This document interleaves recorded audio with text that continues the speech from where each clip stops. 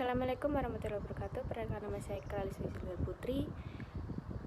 Dengan NIM terakhir saya 129. Di sini saya akan mempresentasikan mengenai studi Islam dan masalah kontemporernya. Langsung saja, dalam pengertian kebangkitan Islam pada abad ke-18, dunia Islam jatuh ke jurang keruntuhan terdalam. Tidak ada lagi keproduktivitas umat Islam dalam bidang politik, ekonomi, ilmu, seni, dan lain sebagainya layaknya 14 abad masa kejayaan Islam.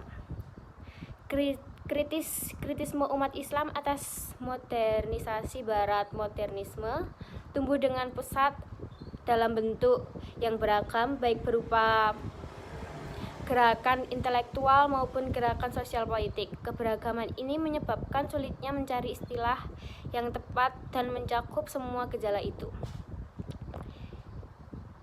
Istilah yang dipakai Barat sebagai penggelinding pertama bola kebangkitan Islam antara lain adalah revivalisme, faham untuk mendapat kebangkitan kembali. Yang kedua, aktivitisme atau ajaran politik yang mengajarkan tindakan kekerasan untuk mencapai tujuan politik. Yang ketiga, milenarisme atau militasi Islam, kegiatan yang terpancar dari kegiatan semangat berjuang, kegagahan, keberanian di kalangan umat Islam. Yang keempat, mesianisme, resurgensi, kemunculan kembali, kebangkitan kembali dengan jumlah yang lebih banyak dari sebelumnya. Dan yang terakhir ada resistance, yaitu pengertian kembali. Menurut Amin Rais, istilah-istilah tersebut di atas yang digunakan oleh Barat untuk menunjukkan adanya usaha umat dalam merelevasikan dan mengoperasikan agama mereka tidaklah tepat sama sekali. Sementara itu, Chandra Muzaffar yang menganalisis dari sudut sosiologi memandang bahwa resurgensi atau kebangkitan merupakan istilah yang tepat. Baginya, kebangkitan yang didefinisikan sebagai tindakan kebangkitan kembali mempunyai pengertian-pengertian yang jelas. Dalam khazanah Islam sendiri, sikap kritis terhadap modernisasi ini lebih sering disebut tajdid dan islah. Tajdid secara etimologi berasal dari kata jadadah yujadidun yang berarti menjadi suatu baru. Tajdid merupakan asal-usul arti secara bahasa, menimbulkan perspesi yang menghimpun tiga pengertian yang tidak mungkin dipisahkan, masing-masing terkait satu sama lain, yaitu pertama, bagian yang telah diperbarui pada mula telah ada. Kedua, barang itu dilanda zaman sehingga menjadi usang dan kuno. Ketiga, barang itu dikembalikan lagi kepada keadaan sebelum usang dan kreasi kuno.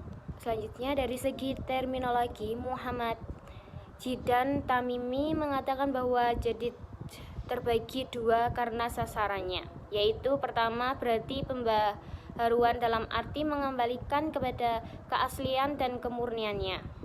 Istilah bila tajdid sasaran mengenai soal-soal prinsip perjuangan yang sifatnya tetap atau tidak berubah-ubah. Meskipun tidak ada persis maknanya, namun antara istilah tajdid maupun nahdhah memiliki semangat dasar yang sama. Antara lain, yang pertama ada keseruan kembali kepada penerapan kata Al-Quran dan As-Sunnah. Yang kedua, penegasan akan hak untuk mengadakan analisis yang mandiri atau ijtihad tentang Al-Quran dan Sunnah ketimbang harus standar dan meniru pendapat dari generasi para tokoh terdahulu yang berpengetahuan tinggi tentang Islam, yang disebut tajlid.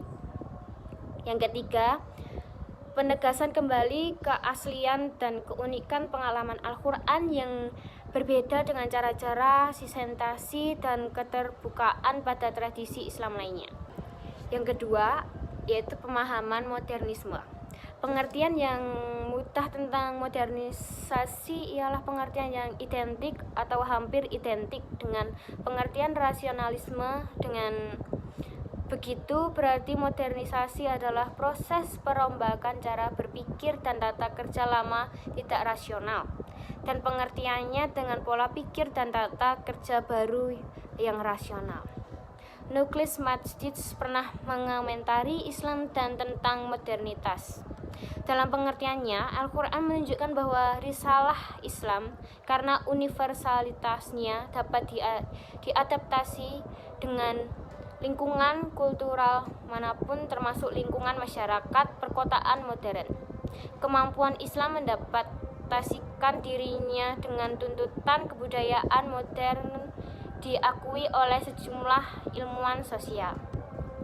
Yang ketiga yaitu pengertian sekularisasi dan sekularisme. Istilah sekularisasi secara semantik atau memiliki makna dan arti yang beragam, bervariasi namun memiliki nuansa yang sama. Untuk itulah diperlukan penelusuran makna secara etimologi maupun terminologi agar diperoleh pemahaman arti secara komprehensif. Sekularisasi yang dipakai dalam bahasa Indonesia berasal dari kata dalam bahasa Inggris yaitu secularisatum yang berasal dari bahasa Latin seculum yang biasanya diartikan sebagai the temporal world atau dunia temporal, sebagai lawan dari the kingdom of God, kerajaan Tuhan. Si William mengartikan seculum dengan istilah of the age yang terkait dengan saat, zaman, atau waktu ini. Berdasarkan penelusuran etimologi dari asal katanya seperti yang sudah dijabarkan di atas, maka dapat suatu pengertian umum dan sekularisasi secara terminologi sebagai suatu proses penduniawian, profensisasi, dan pelepasan dari nilai-nilai keagamaan.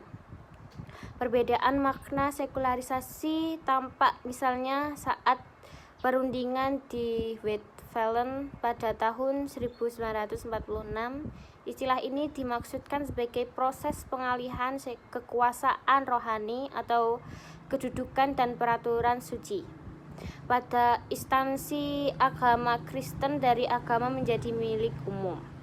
Kemudian pada abad ke-18 istilah sekularisasi dihubungkan dengan masalah kekuasaan dan kekayaan milik rohaniawi.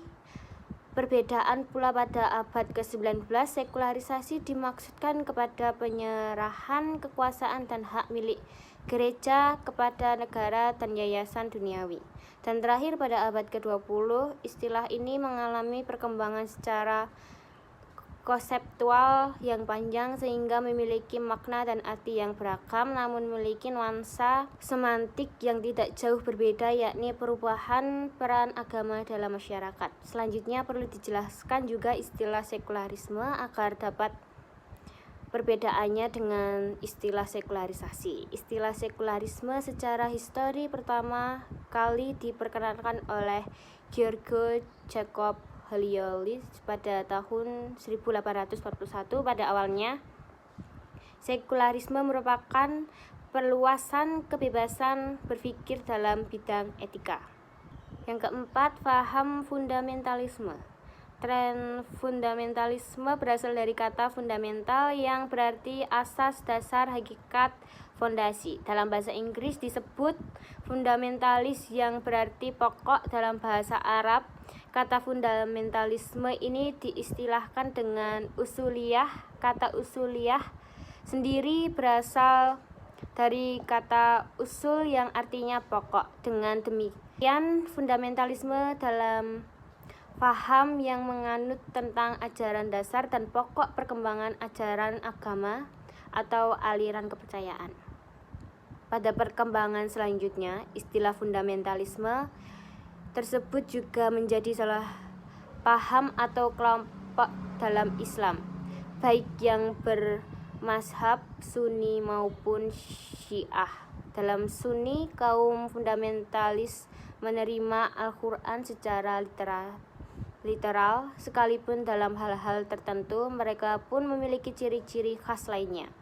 Mazhab Syiah atau Iran, kaum fundamentalis tidak menginterpretasikan Al-Quran secara literal atau harfiah.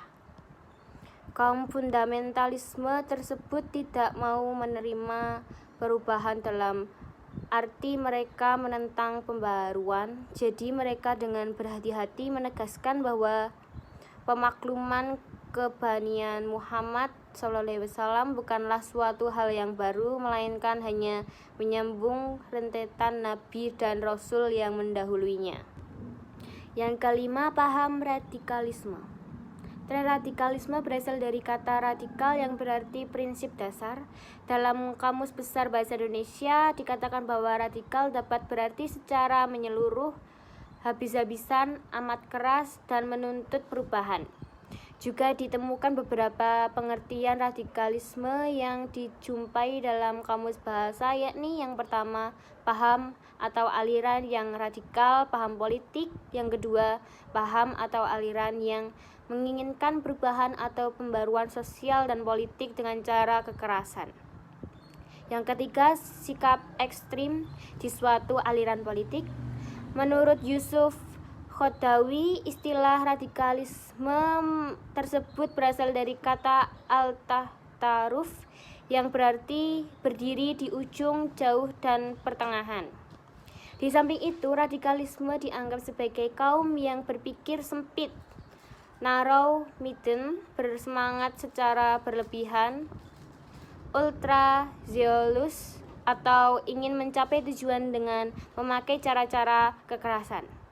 Dengan batasan pengertian antara fundamentalisme dan radikalisme dalam Islam yang telah dipaparkan, disitulah terlihat adanya persamaan yang sangat prinsipil, yakni keduanya sama-sama bertumpu pada ajaran dasar Islam.